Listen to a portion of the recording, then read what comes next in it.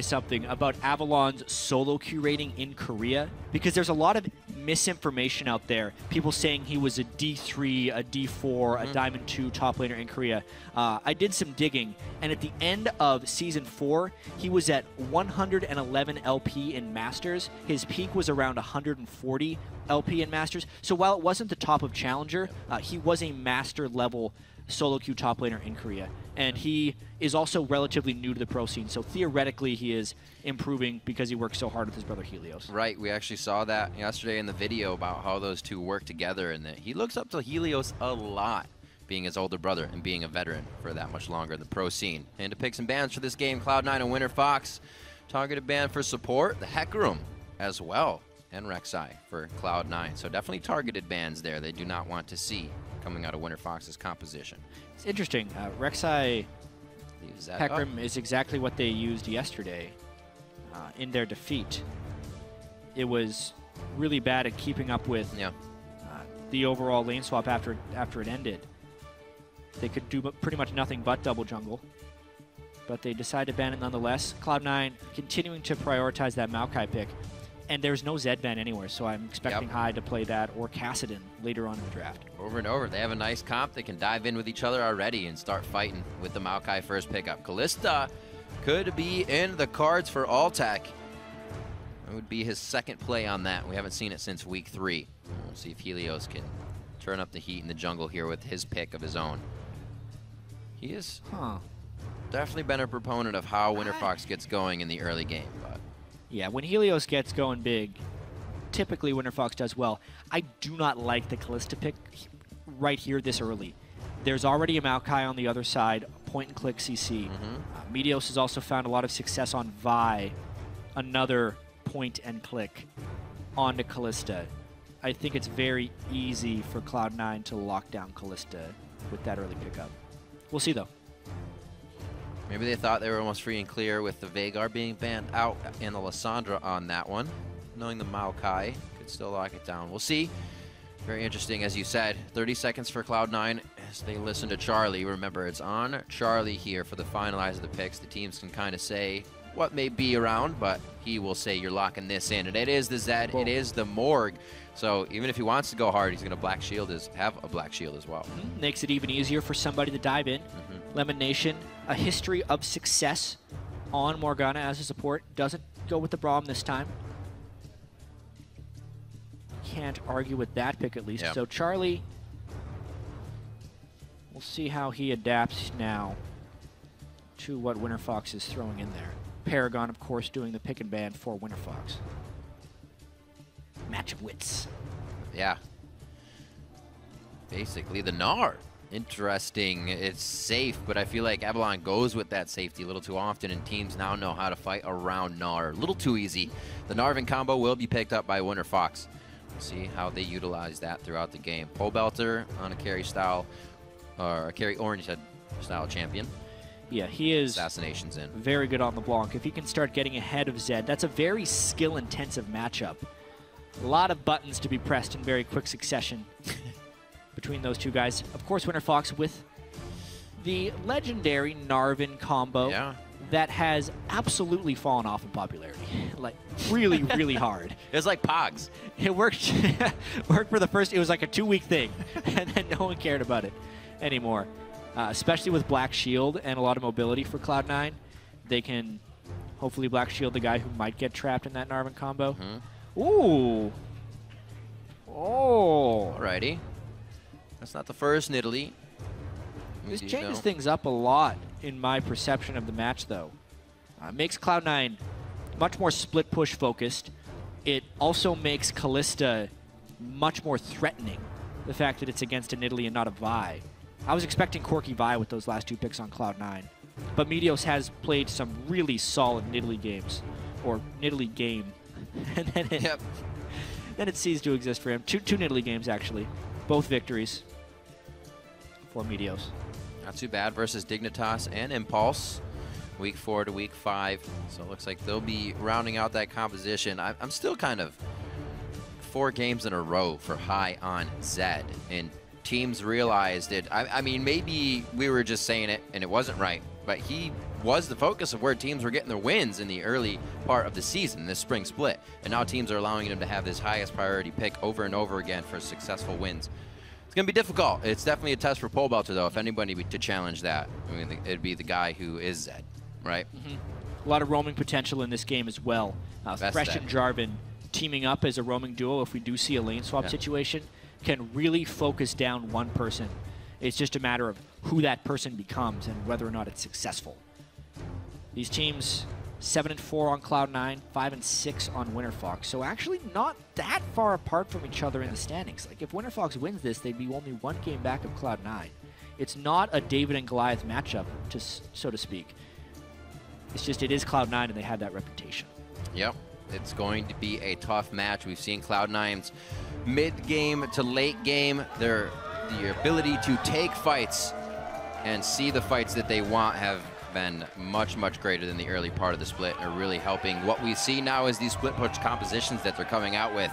They're able to figure out how to get around and spread their opponents thin, making the game that much easier. The shakes between the coaches, and we're about to get into the game. Yeah, it'll be interesting team compositions right there. Cloud9, interestingly enough, their only loss in their last 7 games was to Winterfox, and it was with questionable engage choices. Looking forward to the rematch. We'll see what happens. None of those top-tier picks, right? As the players head onto the Rift, it's your chance to rock the vote. Send a hashtag C9win or hashtag WFXWin to @Owl Esports, and we'll be tracking how you at home think the game will play out. The crowd is very ready for this game. We're excited. Thumbs up from the casters. And we're about to get into this one. Cloud9 versus Winterfox. We're on the Rift. All right. So, will we see the lane swap, and what type of guesswork will it involve? Corki into Kalista Thresh.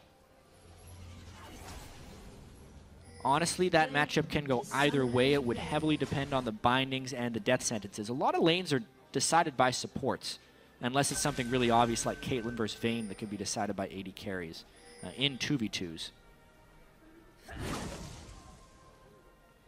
No cigar. Nice little defensive ward. Interesting, Cloud9 is going in without any backdoor wards, so only because they think they know exactly where Winterfox is can they brute force in here. But they're completely spotted by all of this. If Winterfox really wanted to, I could see them going for some type of flash flay engage. But it's quite lethal against potential Corki landing a Frostbomb on the whole team. Right. They decided to just kind of let Cloud9 ward and then be on their merry way. They had the exhaust advantage, but they're also versus 2 ignites in that level 1. So definitely something to think about on both sides. I think backing off for both teams was the smarter decision, leaving nothing to chance here for the early game. And Cloud9 did get their wards, or at least their ward. They didn't get as deep as they wanted to on that, so they will not know that the top lane is now inhabited by the duo lane. Yeah, so I'd say relatively unsuccessful warding. Level 1 for Cloud9. They like to get the lane swap usually to keep Sneaky safe on that Corki, so it kind of works out for them in general. Maybe they have wanted it this time with the bindings and the shields to stop the Kalista, but we'll see how it plays out. If they lane swap back fast, then we'll know. Yep, Meteos also starting on a lone side of the jungle, so he'd be very vulnerable to an invade. This is going to work out very well for Cloud9 because they're taking so many camps at level 1. They actually did Krugs with the bottom lane, Raptors with the Maokai, right, and Meteos is soloing his own side of the jungle. That is as quick as you can hit level 2 on multiple champions.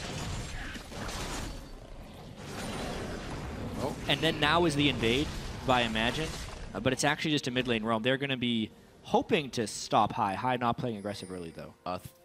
3-man roam to the mid lane. They definitely want to get something out of this. They're seeking.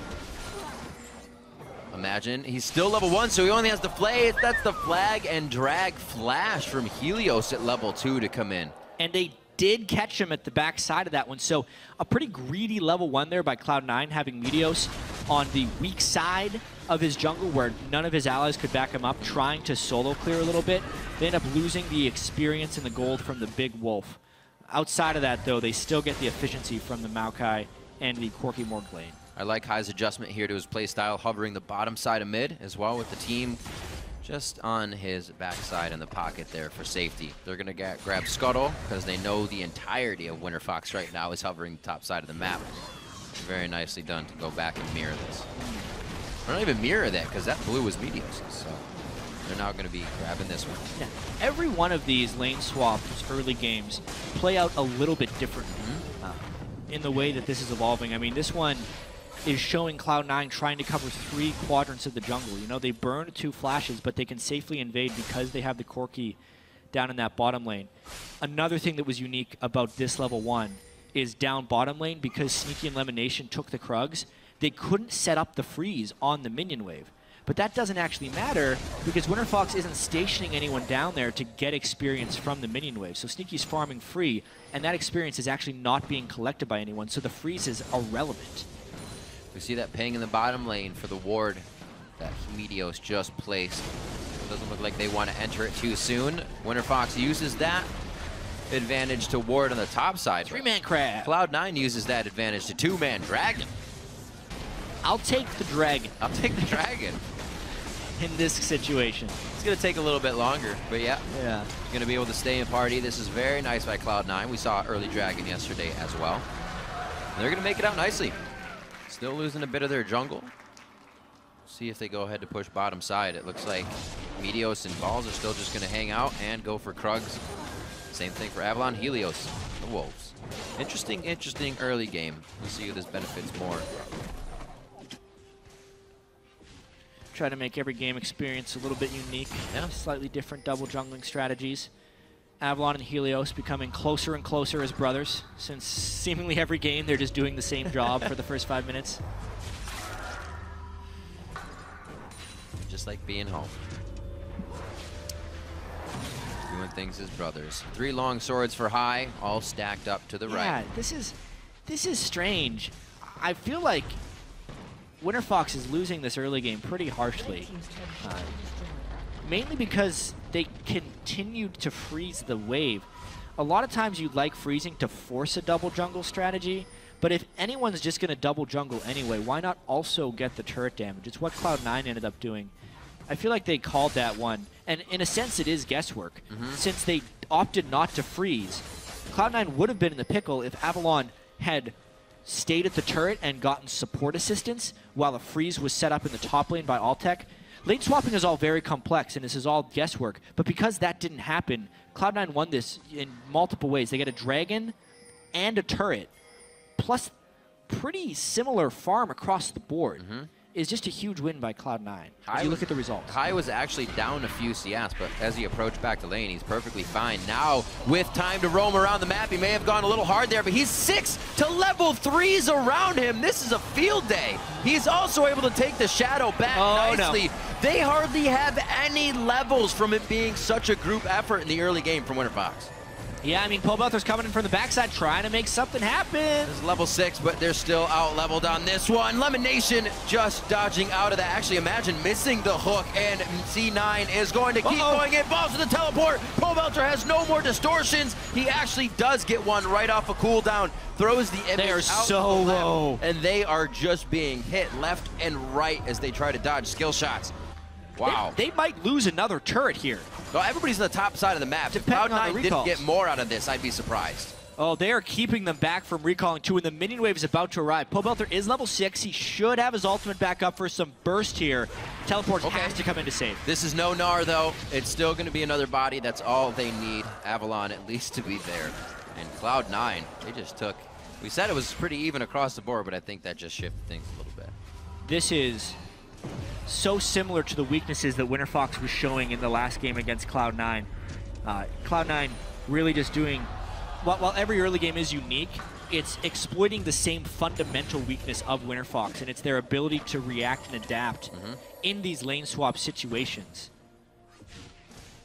Giving up every advantage early on in the match. Turret, dragon, and kills. Saw what Roam Pobelter had. He was the only level 6 for this fight. Straight in. Yeah, Helios in an ideal world waits for the death mark and then EQs away, but he allows High to follow him all the way in.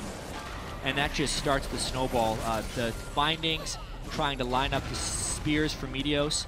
And honestly, a tremendous amount of patience by Cloud9 not to over-dive that one into the turret and just kind of take the kills as they came. All about that patience. And the guesswork is paying off. 70 to 30% on the vote from the fans. And Cloud9 will continue the lead. Also remember, Cloud9 can close out games pretty fast, so we'll keep an eye on that. With this lead, we'll see how fast they can extend it. We're going to see balls, no, not actually going too far in that lane with the vision of Altec right now.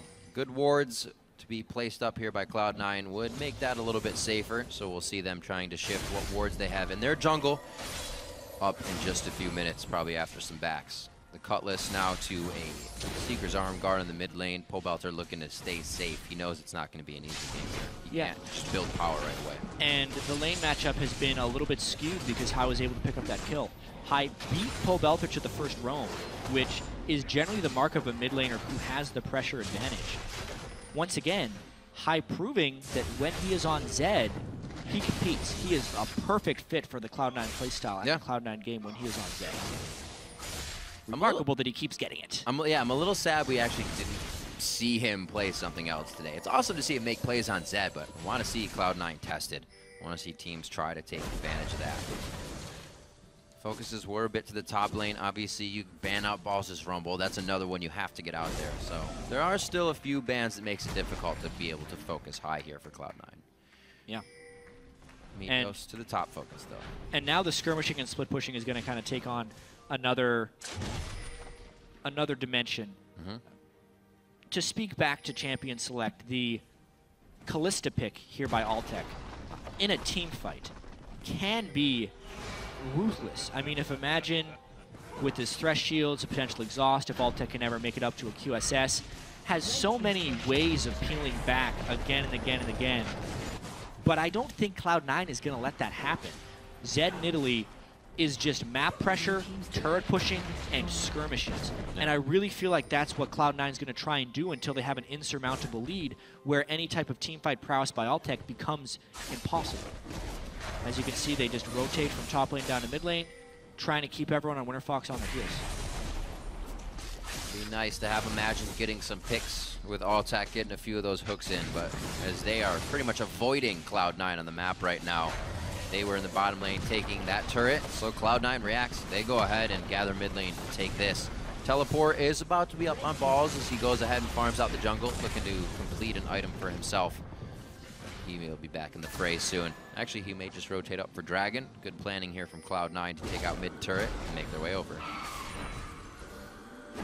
Yeah, a little bit of planning finally by Winterfox. They were able to take the crab before this Dragon. It doesn't really appear like Cloud9 cares that much about stopping that first Dragon, though. Everyone just kind of recalling. Oh, this is what they care about.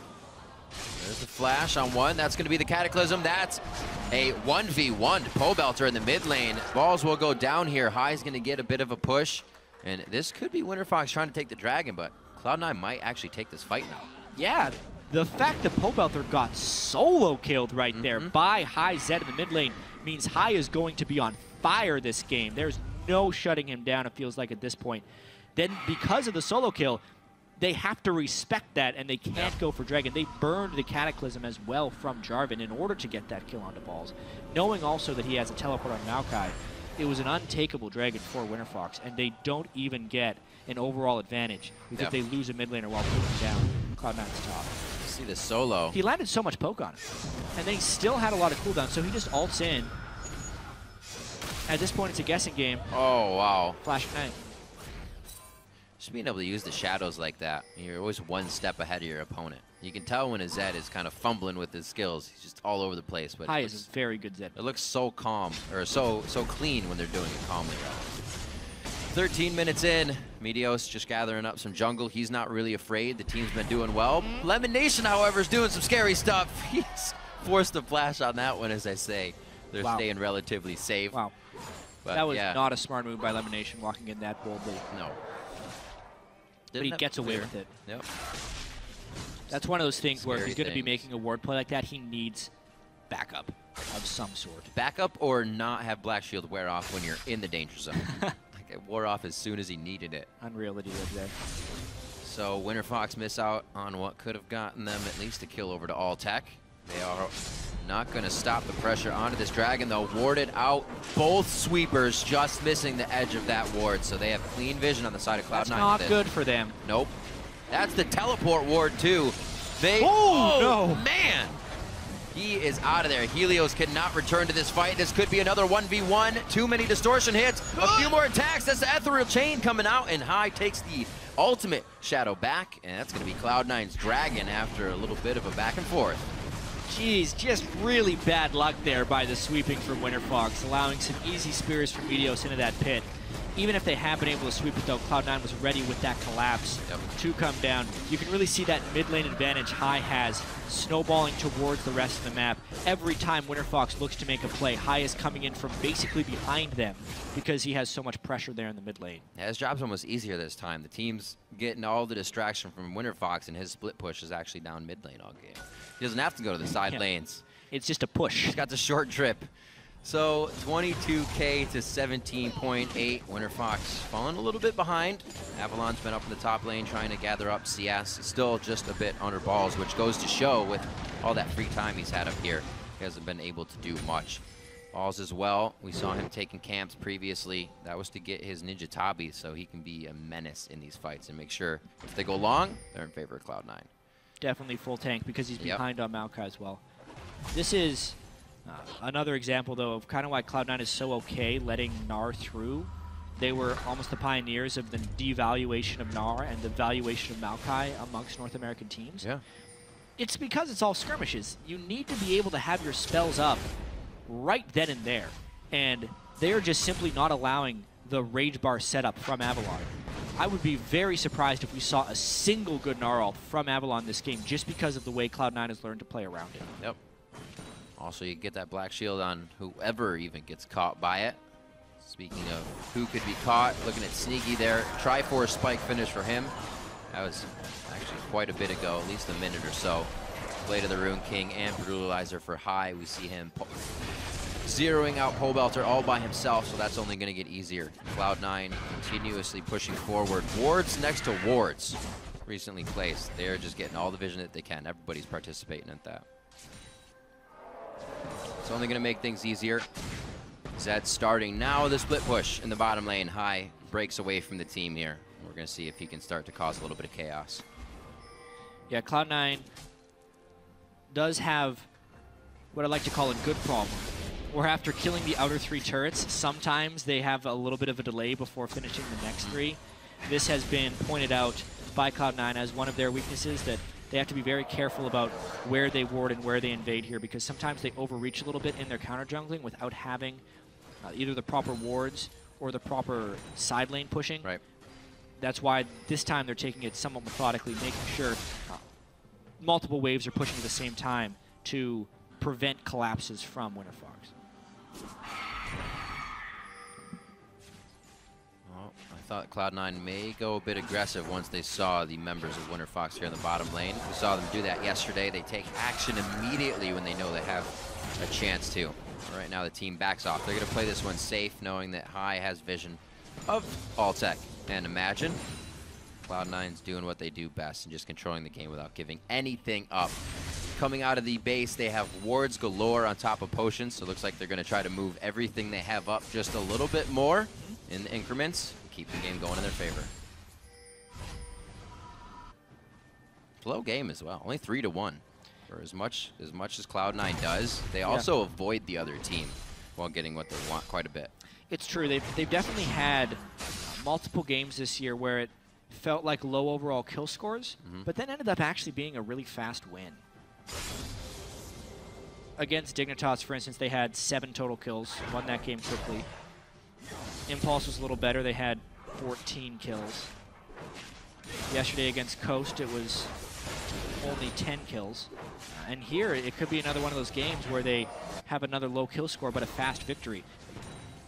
Cloud9 does have the fastest average game time of every team in the North American LCS, something that they pretty much have the title of every single split. So they have always known how to close games, and they're usually at the forefront of that in North America. Yeah. It just so happens that this year, it's without killing people. It's just winning the game. A little less flashy. They just get to business and make it happen. Very decisive calls from the team coming around. High, obviously making better calls when he's having a good game. A 2-0 Zed going to be a lot more vocal than a 0-0-0 Zed. Pobelter, good clear, but you can't do much to stop the damage on the turret, and that's what Sneaky's getting right now.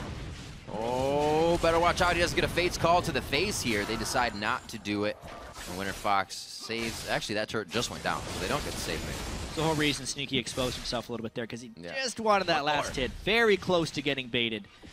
Although Pobelter doesn't ignite, the ignite most likely would not have killed.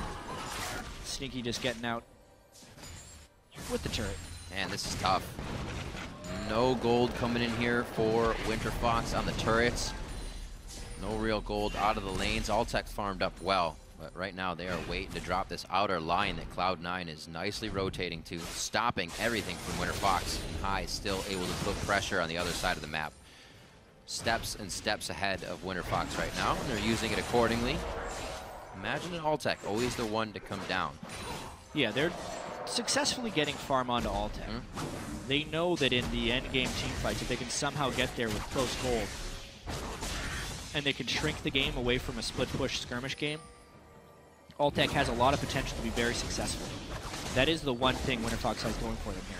The fact that he is almost keeping up with High in CS, and also has the lone kill for Winterfox.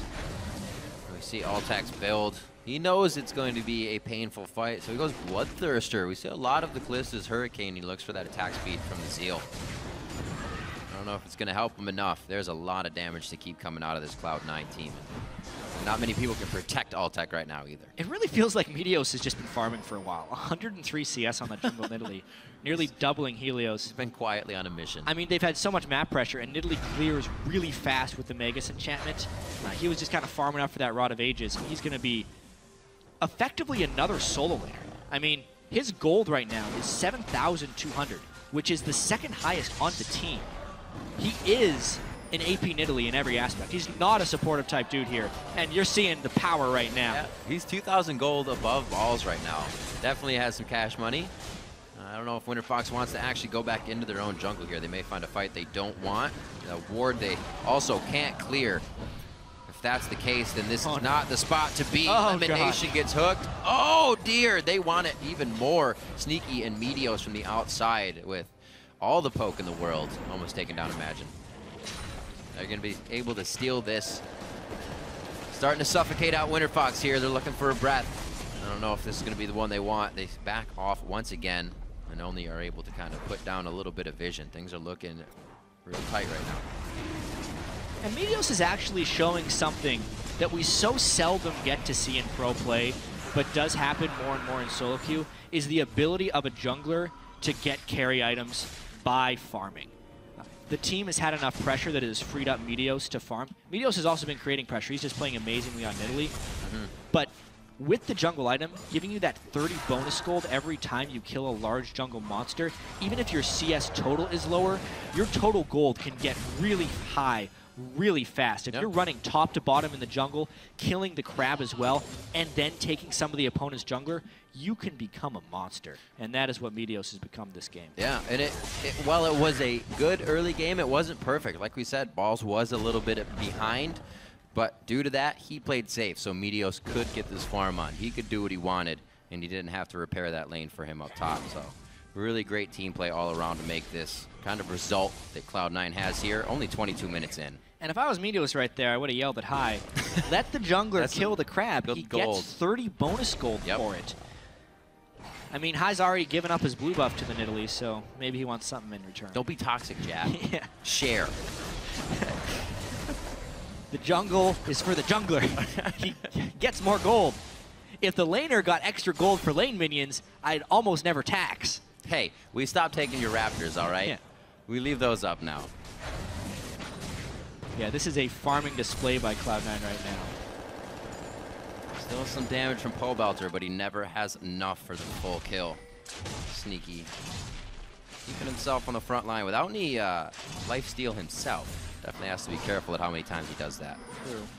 Wards up as Winterfox. They want to get something. Ooh, maybe a pinch on high here, but it also is going to be Meteos along with him. It could be a team fight. They better teleport in here, yep. Oh, Ball's right in the middle. He's going to be able to put on the ultimate immediately, and they are just going to take Winterfox out on this. You could almost see it as it started. Out goes Sneaky, down goes Imagine. Sneaky turns around to get another one. Willie triple kill. Avalon's gonna be doing his damnedest to take down Sneaky, but he scoots just to the left. Avalon flashes over the wall, and it is gonna be the triple kill as Sneaky puts on his dancing shoes for that one. Clean ace. 23 minutes in, Cloud9 finds the kills. It's because Winterfox tried to force a fight, but because of the massive farm discrepancy, and because they were not able to fight directly within the Mega Gnar window, they can't get anything done in that fight. 5-0, they lose the gold and the Baron. Bing, bang, boom, Baron as well. 24 minutes in, 8-1. It was Balls that went down valiantly for the team, so they don't get out with no kills, or death rather. Balls went down hours ago, it felt like. This was a 5-0 for Cloud9. Oh yeah, you're right, Yeah, I mean, high dips, dives, dodges, the EQ and the Thresh ultimate could get burned onto nothing. And then Altec, who wants to be the mobile carry at the back of the fight, traps himself in the Raptor pit. And then it's a point-and-click stun. That was the fear picking Kalista into a Maokai. At that point, Avalon only able to Gnar ult Sneaky, who very soon afterwards gets revenge. And then buys an Essence Reaver. Because... yeah, because mana. So, interestingly... interest me. As Cloud9... this is another reason Cloud9 is so fitting for Zed in the mid lane. Sneaky loves to play mana-intensive AD carries. Oftentimes, when High plays Zed, they'll actually start giving the blue buff over to Corki, so Sneaky can just spam to his heart's content. But this time, because Meteos is playing Nidalee, he wants the blue buff. Sneaky's so used to having a bunch of mana, why not just build an Essence Reaver? We remember back, I believe it was either the spring or summer play, Sneaky played AD carry Jace, all those mana-intensive champions. Oh, Avalon, no! So bound, so down. Avalon does not get to Gnar out this fight. 26 minutes on the clock. Just, I said 24 minutes, obviously 2 minutes ago, but look how much progress they make in 2 minutes. Now up to the top turret. Dragon's gonna be up in a minute 30. It's all about time, everyone. It's all about managing your time and what's on the agenda. Right now, the agenda is, oh no, the Fate's Call saves that one. Mark it off. We got a new slot, and it's going to be a kill onto Helios. That's the turret as well, and they're just going to push on slowly to the inhibitor. They have the Baron buff. This is an easy inhibitor for them to take. Altec has got to abandon ship here. Abandon everything. This is going to be tough. They may need to abandon the fountain. The inhibitors are going down. The Nexus turrets can follow. Balls does go a little too hard on that one as Pobelter distorts into his Nexus turrets. So they're reassessing the fight. Sneaky's already on the outside, ready to go in with the DPS. Meteos hopping out the gate. Everybody's going to be safe. Double wards. What does it mean? Winterfox was triple warding last game. Cloud9 double wards inside the base. Yeah, this is just a nice push. If Winterfox wants to fight, it might not work. Ooh, good exhaust. I don't know if it's going to save Imagine. No, it does not. Pobelter goes in, tries to get the kill on High. He's going to get the pop there. High does go down, but there's still too much DPS sitting on the board. Like we said, Meteos able to put out so much power this game from his farm fest. And the second inhibitor goes down consecutively. Cloud9 hasn't even left this side of the map. Why is Cloud9 backing? They could end the game right now. I feel like they could. They're just deciding to play it a little bit safe. They had the Baron buff up. There were only 2 alive members. Of course, Baron was about to expire, so may as well go back. Sneaky needs mana. Who's going to get it? Sneaky got it. It's because Meteos can go get his own. And he's built that Rod of Ages just in case he can't get it. Yeah, he's the big boy now. Even for High, a Maw of Morgana fixed up for him, so the magic damage of Pobelter probably won't zero him out as fast. We did see him get popped last fight. But that's what needed to happen for Winterfox a little earlier, those kills. 2 inhibitors were taken on that last endeavor for Cloud9, so it probably will be the Nexus turrets and the rest following up. 4 of 4 dragons and 1 Baron. The next one's Aspect. I don't know if we'll even get there. A Rylai's.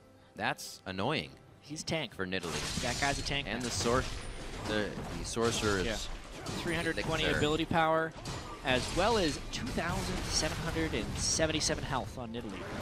He has more health than Maokai, but obviously less armor. So not nearly the same level of tankiness. couple things I want to touch on in the item builds as Cloud9 pushes towards what is pretty much an inevitable victory at this point. I want to discuss the Essence Reaver on Corki. I like that. A lot of people will say he's only building this item because they are really far ahead. Sure. Which might be true, but I want to talk about the merits. It does just as much damage as the Bloodthirster, and if he is free to auto-attack minions, allows him to spam without the blue buff. And then when you do build the Bloodthirster, it is straight up damage. Corki very rarely benefits hugely from like Infinity Edge, Last Whisper type synergy from hitting. So doing Essence Reaver Bloodthirster may be the right build on Corki in some situations. Well, there's a right quick catch onto Altec. That's what we were worried about. Some of the stuns coming in for the Kalista play, and that one was actually a Dark Binding.